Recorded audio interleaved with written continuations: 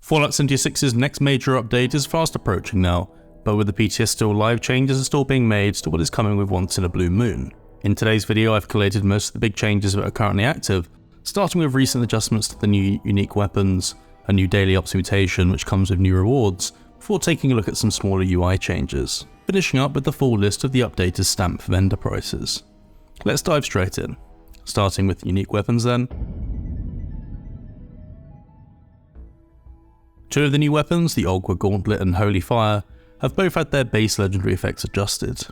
Holy Fire is now vampires as opposed to nocturnal, which is much better straight away, and the Gauntlet, while still juggernauts, also comes with a 40% swing speed now, instead of a melee deflection while blocking. In terms of changes to the base stats, the remaining 7 unique weapons, well, there aren't any, barring the removal of one weapon entirely. The Cultist Executioner, a unique skin for the Warglaive, has been removed, and it's unclear if this will be a permanent removal or it will be back prior to the update going live. But saving the biggest news for last regarding all of these unique weapons is the extremely useful ability to reroll any of them to your heart's content. So if you weren't happy with any of the existing base legendary effects, you can now switch them up for whatever you like. Interesting addition this, seeing as previous unique legendary weapons tended to have fixed based effects, but it's definitely not an unwelcome change. Moving on to something else that's new, we head into Daily Ops to check out the newest mutation. Danger Cloud is a new enemy mutation slated to release alongside everything else, and in its current form, it's pretty nasty, greatly lowering the HP and AP of nearby players, and visually appears like a cloud of toxic smoke surrounding the enemy type. It does seem like you need to be pretty close for the effects to actually activate, and it can be counteracted by the legendary perk card Funky Duds. Taking all of that off for a second though and letting it do its work, and yeah, it empties both bars pretty quickly. Perhaps making it worth your while are some new Daily Ops rewards though. Some will likely be familiar to anyone who's played through Fallout 4's Nuka-World DLC, but we have plans for the Gorilla Chair, Ghoul Chair, Cowboy Duster, Cowboy Chaps, Umbrella Hat, Brahmin Couch, and Kid's Truck Bed. Personally looking forward to getting my hands on the Ghoul Chair, one of the items making its return from Fallout 4. But moving on to the next section, we have some small changes to the user interface. I'm sure most of these have already been seen already, but picking up or being rewarded with a new legendary weapon will no longer see the screen dominated by the message telling you about it.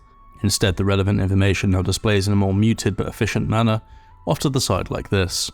Not only here though, but the same being the case for crafting and re-rolling. Legendary effects now also display more in-depth descriptions. Finally, we have 2 new options in your game settings, with the Show Muzzle Flash effects and Show Non-Explosive Weapon Impact effects. Last but not least for today, let's run through these updated stamp prices quickly.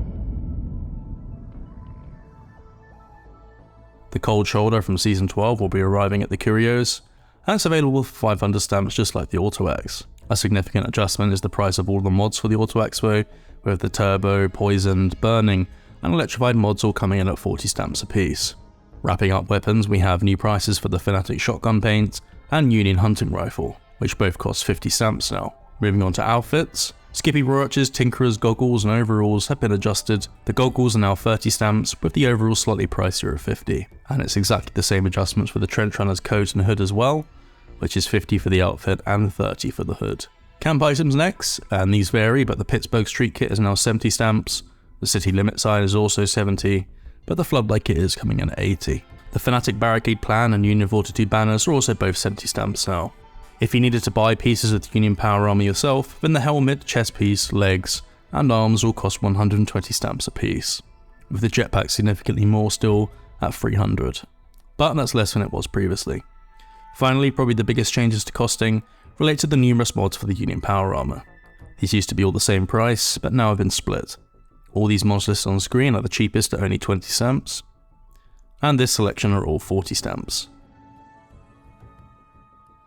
And most expensive are the Calibrated Shocks, Emergency Protocols, and Targeting Hard, all setting you back 50 stamps. Well, almost most expensive because all the headlamps are 85 stamps. But with that, we've reached the end of the video. Are you pleased with the changes coming with Once in a Blue Moon? Let me know what you're thinking in the comments. If you enjoyed this particular video, please consider subscribing to help the channel grow.